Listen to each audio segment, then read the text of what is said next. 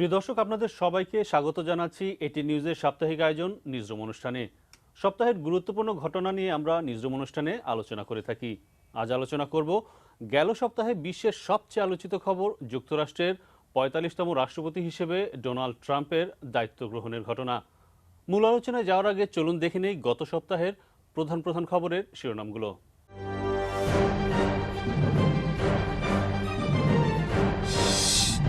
শপথ নিলেন Donald Trump, স্থগিত করলেন ওবামা কেয়ার বিল।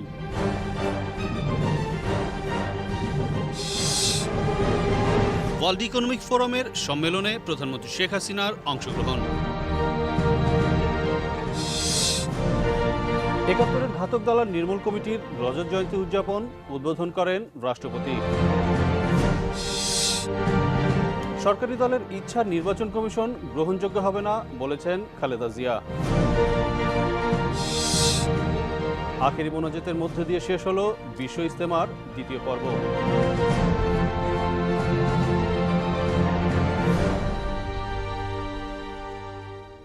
আলোচনা, সমালোচনা আর বিক্ষোভের মুখে শপথ নিলেন মার্কিন যুক্তরাষ্ট্রের ৪৫তম প্রেসিডেন্ট ডোনাল্ড ট্রাম্প। আলোচিত এই ক্ষমতার পালাবদল নিয়ে আলোচনা করতে আজ আমাদের সঙ্গে আছেন দৈনিক ইত্তেফাকের কূটনৈতিক সম্পাদক মাইনুল আলম। মাইনুল ভাই, নিউজরুম অনুষ্ঠানে আপনাকে স্বাগত জানাচ্ছি। আপনি দীর্ঘদিন ধরে কূটনৈতিক বিটে সাংবাদিকতা করছেন, সেজন্য আসলে আপনাকে আজকে এখানে আমন্ত্রণ জানানো হয়েছে আমাদের এই নিউজরুম অনুষ্ঠানে। মার্কিন যুক্তরাষ্ট্রের প্রেসিডেন্ট হিসেবে ডোনাল্ড ট্রাম্প শপথ নিয়েছেন, দায়িত্ব গ্রহণ করেছেন এবং তার কাজ শুরু করে দিয়েছেন। সার্বিক বিষয় নিয়ে আজকে আমরা ছোট পরিসরে একটু আলোচনার চেষ্টা করব। প্রথমেই আমি যে বিষয়টি আপনার কাছে জানতে যাব, যে বিক্ষোভের মুখে যুক্তরাষ্ট্রের প্রেসিডেন্ট হিসেবে ট্রাম্প দায়িত্ব নিয়েছেন, শপথের পর দায়িত্ব নিয়েছেন। মার্কিন যুক্তরাষ্ট্রের ইতিহাসে এই বিষয়টি কিভাবে মূল্যায়ন করছেন? ডোনাল্ড ট্রাম্প ৪৫তম আমেরিকান প্রেসিডেন্ট। এর আগে ৪৪ জন প্রেসিডেন্ট ছিল। আর এই যে শপথ অনুষ্ঠান ৫৭তম শপথ অনুষ্ঠান, তার মানে এর আগে ৫৬টা শপথ অনুষ্ঠান হয়েছিল। তাই স্বভাবতই যদি ইতিহাস দেখা যায় প্রায় ২০০ বছরেরও বেশি সময় ধরে এ ধরনের পরিবেশ, পরিস্থিতি, প্রতিক্রিয়া, বিক্ষোভ যাই বলুন কিংবা অসন্তোষ কোনো নির্বাচন নিয়ে হয়নি, কোনো প্রেসিডেন্টের শপথ গ্রহণ নিয়ে হয়নি, কোনো প্রেসিডেন্টের দায়িত্ব গ্রহণের দিন হয়নি। এই আজকের সর্বশেষ অবস্থা দিয়ে শুরু করতে চাই। নিউ ইয়র্কে প্রায় ১০ লক্ষ মানুষের বিক্ষোভ হয়েছে তার শপথের পরপরই প্রতিক্রিয়ায় দিনব্যাপী ওয়াশিংটন ডিসিতে। এবং এই বিক্ষোভগুলো আজকে এই তৃতীয় দিনে বিভিন্ন রাজ্যে বিভিন্ন বড় বড় শহরে ছড়িয়ে পড়েছে। এবং মূলত এই বিক্ষোভগুলোতে নারীদের অংশগ্রহণ সবচেয়ে বেশি। কেন হয়েছে কি? এটা কি খুব হৃদয় বিদারক কিংবা খুব চিন্তিত, উদ্বিগ্ন? না, এটা একটি স্বাভাবিক প্রতিক্রিয়া। আর এই প্রতিক্রিয়ার ফলেও খুব ক্ষমতার পরিবর্তন কিংবা কোনো ব্যতিক্রম কিছু হবে সেটার সম্ভাবনা নেই।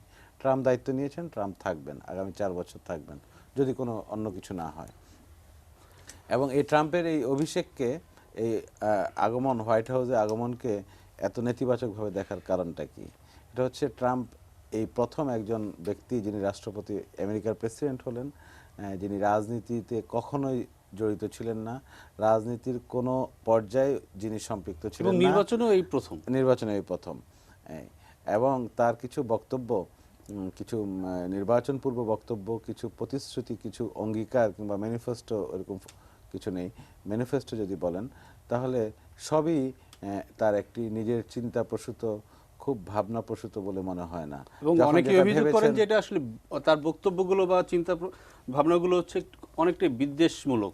হ্যাঁ, কখনো উনি নারীদের প্রতি বিদ্বেষ করেছেন, কখনো উনি অভিবাসীদের প্রতি, নন আমেরিকান অভিবাসীদের প্রতি বিদ্বেষ ছড়িয়েছেন, কখনো মুসলিমদের প্রতি ছড়িয়েছেন। এই পরিস্থিতিতে ট্রাম্প বিজয়ী হয়েছেন। তাহলে কেন বিজয়ী হলেন? নিশ্চয়ই ট্রাম্পের কিছু বক্তব্য বেশিরভাগ আমেরিকানকে আকৃষ্ট করেছে। তার একটি কারণ হচ্ছে জাতীয়তাবাদ এবং আমেরিকাকে আপনি দেখবেন তার ভাষণে America first, America will win, first আমেরিকাকে আরো শক্তিশালী করা, এই স্লোগানগুলো ঘুরে ফিরে এসেছে। শ্বেতাঙ্গ কিংবা বেশিরভাগ আমেরিকানদেরকে আকৃষ্ট করেছে। মানুল ভাই, এই যেহেতু বললেন আকৃষ্ট করেছে, তাহলে একটি প্রশ্ন করতে চাই। সেটা হচ্ছে যে ট্রাম্প কিন্তু আগে বেশ কিছু ঘোষণা দিয়েছিলেন যে ওবামা প্রশাসনের নেওয়া বিভিন্ন সিদ্ধান্ত তিনি বাতিল করবেন বা সংশোধন করবেন। সেটা তিনি শুরু করেছেন ওবামা কেয়ার বিল বাতিলের মধ্য দিয়ে। সামনে বাতিলের আর উনি কি করতে পারেন? প্রক্রিয়া শুরু করেছেন। হ্যাঁ, উনি স্থগিতে বাতিলের একটি স্বাক্ষর করেছেন। প্রথম স্বাক্ষরটি উনি এই বিষয়ে করেছেন। উনি সামনে আরো আর কি করতে পারেন? সামনে বাণিজ্য সংক্রান্ত কিছু ব্যাপার আছে, যেমন ডিউটি ফ্রি অ্যাক্সেস কিংবা ডিউটি ফ্রি যে বিধান যুক্তরাষ্ট্রের সাথে বিভিন্ন দেশের আছে। চীনের সাথে একটা বিশেষ ট্রেড ডিল আছে, বাণিজ্যের ক্ষেত্রে চীনের সাথে বড় ধরনের একটি দ্বিপাক্ষিক চুক্তি আছে। চীনের পণ্য আমদানি রপ্তানির ব্যাপার আছে। চীনে তাদের মার্কিন পণ্য, মার্কিন কোম্পানিগুলোর প্লান্ট স্থানান্তর এবং প্লান্ট পরিচালনা করার, ফ্যাক্টরি পরিচালনা করার যে ইয়ে আছে, এগুলোতে একটি উনি চিন্তা ভাবনা করবেন। চারটি বিষয়ে ডোনাল্ড ট্রাম্পের ব্যাপার উনি নতুন করে ভাববেন। একটা হচ্ছে নিরাপত্তা, জলবায়ু পরিবর্তন, বাণিজ্য এবং বলতে পারেন অভিবাসন নীতি। হ্যাঁ, এই চারটি বিষয় তার অগ্রাধিকার, এবং এগুলি ঢেলে সাজাবেন অথবা পুনর্বিবেচনা করবেন অথবা নতুন বিধান আরোপ করবেন। আমি বানুর ভাই, এই বাণিজ্য চুক্তির সাথে যেহেতু চীনের সম্পর্ক জড়িত, তাহলে আমি একটু চীন প্রসঙ্গটা আসতে চাই, সাথে রাশিয়ার প্রসঙ্গটা। এটা হচ্ছে যে ট্রাম্প শুরু থেকেই এক চীন নীতির বিপক্ষে তার অবস্থান ব্যক্ত করে গেছেন, আপনি নিশ্চয়ই জানেন। সেই ক্ষেত্রে চীন কতটুকু সতর্ক থাকছে বা কতটুকু সন্দেহের চোখে দেখছে ট্রাম্পকে? আর রাশিয়া যেহেতু তাকে স্বাগত জানিয়েছে, রাশিয়ার অবস্থানটা কি আর বিশ্ব পরিস্থিতি কেমন হবে? হ্যাঁ, এই মুহূর্তে চীন সবচেয়ে বেশি আর্থিক ডিপোজিট, ফিনান্সিয়াল ডিপোজিট আমেরিকায় রেখেছে, আমেরিকার ব্যাংকগুলোতে রেখেছে, এবং আমেরিকার তরল অর্থের একটি বিরাট পরিমাণ অংশ চীনের মজুত করা, চীনের জমা দেওয়া। তো এই প্রেক্ষাপটে চীনের সাথে যে বিগত সরকারগুলো, বিগত প্রশাসনগুলো যে বোঝাপড়া, আন্ডারস্ট্যান্ডিং করেছে, সেটা যদি এখন চেঞ্জ হয় তাহলে চীনের ফান্ড উইথড্র করে নিয়ে আসবে। সেক্ষেত্রে যুক্তরাষ্ট্রের লাভ হবে না লস হবে? যুক্তরাষ্ট্রের সংকটে হবে। সুতরাং বাস্তবে এটা কাজ করতে গিয়ে এই সমস্যা হবেও ট্রাম্প প্রশাসনের। ডোনাল্ড ট্রাম্প নিজেই এটা ভুগবেন। সুতরাং অতীতে যে বক্তব্য আর এটা কার্যকর করতে গিয়ে বাস্তবে এর অনেক প্রতিক্রিয়া কিংবা এর প্রতিফলন ঘটবে বলে মনে হচ্ছে। আর রাশিয়ার সাথে সেটা গুরুত্বপূর্ণ। রাশিয়ার সাথে মানে দুঃখিত একটু ইন্টারাপ্ট করলাম, সেটা হচ্ছে রাশিয়ার সঙ্গে যুক্তরাষ্ট্রের সবসময় একটা শীতল সম্পর্ক থাকে, কিন্তু এবার একটা সেটা উষ্ণ হচ্ছে সম্পর্কের দিকে যাচ্ছে। Cold war related. হ্যাঁ। আপনি দ্বিতীয় বিশ্বযুদ্ধের পর থেকে আপনি 70-এর দশকে, 80-র দশক পর্যন্ত আপনি দেখেছেন যে দুই ধরনের দুইটা পরাশক্তির বিশ্ব।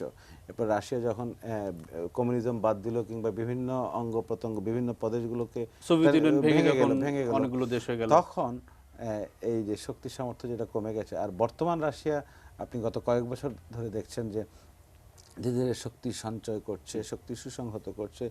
সিরিয়া যুদ্ধ, তুরস্কের সাথে ইস্যু, মধ্যপ্রাচ্য, বিভিন্ন ক্ষেত্রে রাশিয়ার যে অংশগ্রহণ, ন্যাটোর বিরুদ্ধে যে ভূমিকা, এই কাজগুলো রাশিয়া করেছে। এবং রাশিয়ার সাথে এসব ইস্যুতে ওবামা প্রশাসনের একটা বিরাট বৈরী সম্পর্ক, এবং এটা ছিল। ট্রাম্পের সাথে যেটা হয়েছে, ট্রাম্প ব্যক্তিগতভাবে রাশিয়ায় অনেক ব্যবসা বাণিজ্যে যুক্ত ছিলেন, রাশিয়ায় তার ব্যবসা আছে, রাশিয়ানদের সাথে তার পার্টনারশিপ রয়েছে। তো এখন ট্রাম্পের এই নির্বাচন কিংবা বিজয়ের পেছনে রাশিয়ার যদি কোনো নেপথ্য ভূমিকা আছেই, এটা প্রমাণিত, এফবিআই তদন্তে প্রমাণিত।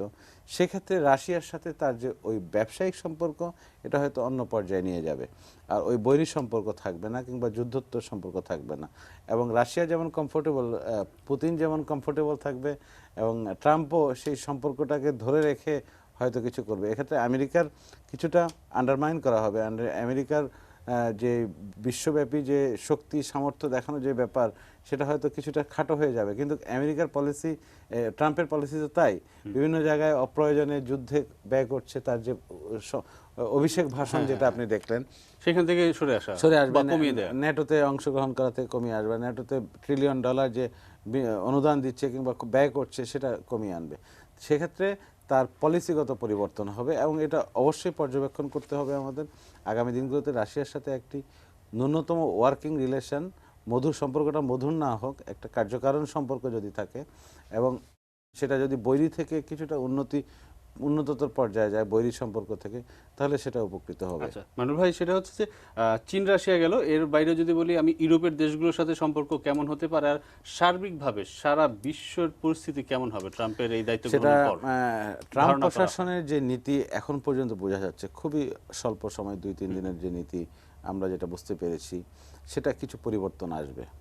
যে সনাতনী যে অন্যান্য প্রশাসন ডেমোক্রেট আমলে কিংবা আগের রিপাবলিকান আমলে যে সম্পর্ক যে নীতি ছিল সেটা পরিবর্তন হবে। একটা হলো নিরাপত্তা নীতি, একটা হলো বৈশ্বিক নীতি। বৈশ্বিক নীতি বলতে আমি বিভিন্ন দেশের সাথে যুক্তরাষ্ট্রের যে সম্পর্ক, বাণিজ্য সম্পর্ক। আর যুক্তরাষ্ট্রের সবচেয়ে যেটা ফরেন পলিসি যেটা অংশ, যে যুদ্ধ পলিসি, ইরাক যুদ্ধে অংশগ্রহণ, ইরাক মধ্যপ্রাচ্যে উপস্থিতি, আফগানিস্তানে উপস্থিতি, ন্যাটোতে অংশগ্রহণ, এই যে জায়গায় জায়গায় বিভিন্ন অঞ্চলে অঞ্চলে বিশ্বের কিংবা দক্ষিণ চীন সাগরে যে অবস্থা, এশীয় প্রশান্ত মহাসাগরে যে আমেরিকার যে সশস্ত্র উপস্থিতি কিংবা তাদের সমরযান নৌযান যেভাবে এসেছে, এগুলো কিছুটা মিনিমাইজ হবে বলে মনে হচ্ছে। কারণ ট্রাম্প প্রশাসনের মূল বক্তব্য, মূল নীতি যেটা অভিষেক ভাষণে আমরা জানতে চাইছি, যে জব ক্রিয়েট করবে, ইকোনমিক উন্নয়ন করবে, আমেরিকানদের জন্য স্বার্থ সিদ্ধি করবে। তাহলে সামরিক ব্যয় কি হবে? সামরিক ব্যয় অবশ্যই কমানোর একটা নীতি থাকবে বলে মনে হচ্ছে এই পর্যন্ত আর কি। কারণ সামরিক ব্যয় কমালে সেই অর্থটা, উনি অবকাঠামোর কথাও বলেছেন এবং বলেছেন বিভিন্ন ছোট ছোট শহরে যে দারিদ্র্য কিংবা অনুন্নয়ন আছে এই দিকে উনি দৃষ্টিপাত করবেন। এটা ভালো। এবং এটা যেটা সীমান্তর প্রসঙ্গে উনি বলেছেন, অভিবাসন প্রসঙ্গে অবশ্যই একটি নতুন পরিবেশ পরিস্থিতি আসবে বলে মনে হচ্ছে আর কি। আচ্ছা মানুল ভাই, বিশ্ব পরিস্থিতি গেল, আমি বাংলাদেশ প্রসঙ্গে আসতে চাই, কারণ সব কিছু পরে ঘুরে ফিরে আমি বাংলাদেশের স্বার্থটা দেখব। আপনি নিশ্চয়ই জানেন যে ট্রাম্পের শপথ অনুষ্ঠান ঘিরে টি শার্ট, ক্যাপ আমরা ছবি দেখতে পেয়েছি, বাংলাদেশ, ভিয়েতনাম এবং চীনের তৈরি করা বিভিন্ন আমাদের জন্য নিঃসন্দেহে ইতিবাচক।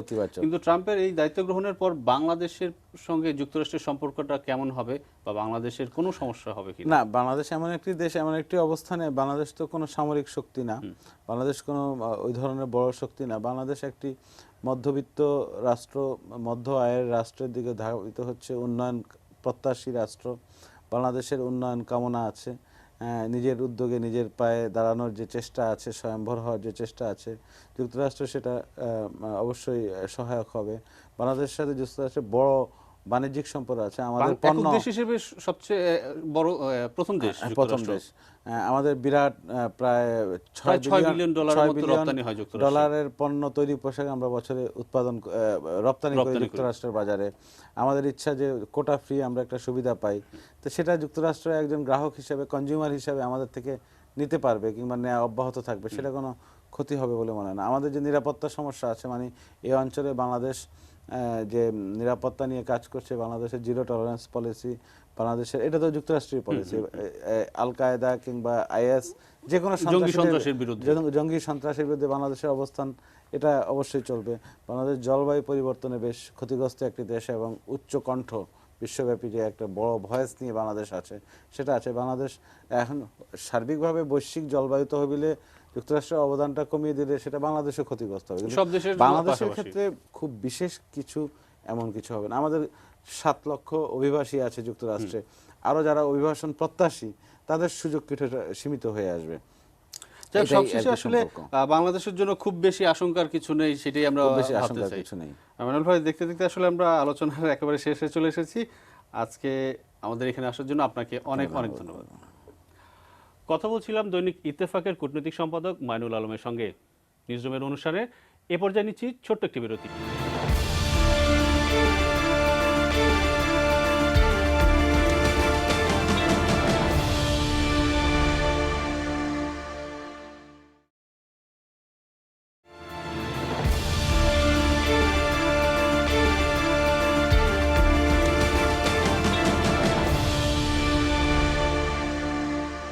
বিরতির পর আপনাদের আবার স্বাগত জানাচ্ছি নিউজরুম অনুষ্ঠানে।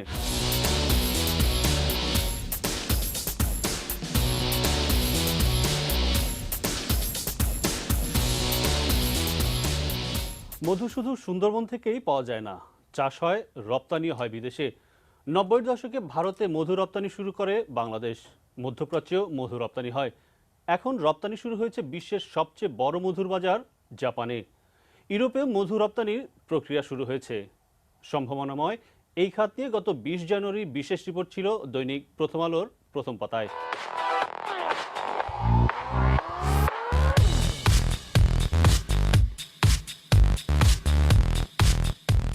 ইউনেস্কোর সাংস্কৃতিক ঐতিহ্যের তালিকায় মঙ্গল শোভাযাত্রা স্থান করে নেয় শনিবার রাজধানীতে বর্ণাঢ্য শোভাযাত্রার আয়োজন করা হয়। শিল্পকলা একাডেমি থেকে শুরু হয়ে শোভাযাত্রাটি চারুকলা ইনস্টিটিউটে গিয়ে শেষ হয়। যার আয়োজন করে সংস্কৃতি বিষয়ক মন্ত্রণালয়।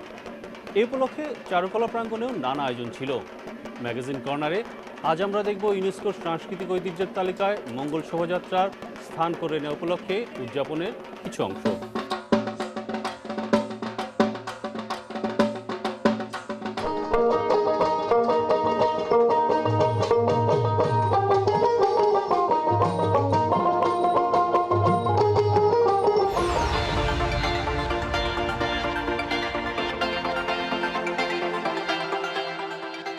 প্রতিদিন আমাদের কাছে অনেক অভিযোগ আসে, সাহায্যের আবেদন আসে। আজকে সেরকম একটি সাহায্যের আবেদন জানাবো। 12 বছর বয়সী এক কিশোরের কথা জানাবো। সে দুরারোগ্য ক্যান্সারে আক্রান্ত হয়েছে, তার দুটি কিডনিতেই ক্যান্সার ধরা পড়েছে। তার নাম বিকাশ বিশ্বাস। তার বাবা একজন সামান্য ড্রাইভার। তার চিকিৎসার জন্য এই পর্যন্ত অনেক টাকা খরচ হয়েছে, আরও অনেক টাকা লাগবে, কিন্তু তার পরিবারের পক্ষ থেকে সেই টাকা জোগাড় করা সম্ভব হচ্ছে না। সেজন্য সমাজের বিত্তশালী মানুষদের কাছে সাহায্যের আবেদন জানানো হয়েছে। আপনারা যারা সাহায্য করতে আগ্রহী তারা স্ক্রিনে দেখানো এই অ্যাকাউন্ট নম্বর অথবা মোবাইল নম্বরে যোগাযোগ করে সাহায্য পাঠাতে পারেন। দর্শক, আপনাদের যে কোনো অভিযোগ, নিউজরুম অনুষ্ঠান সম্পর্কে মতামত পাঠাতে পারেন এটিএন নিউজের হাসান প্লাজা 53 কারওয়ান বাজার এই ঠিকানায়। এছাড়া ইমেল এবং ফেসবুকের মাধ্যমেও মতামত পাঠাতে পারেন। আজ এ পর্যন্তই। আগামী সপ্তাহে অন্য কোনো ঘটনা বা বিষয় নিয়ে আবার দেখা হবে। ততক্ষণ পর্যন্ত আপনারা সবাই ভালো থাকুন, সুস্থ থাকুন এবং অবশ্যই এটি নিউজের সঙ্গে থাকুন। ধন্যবাদ।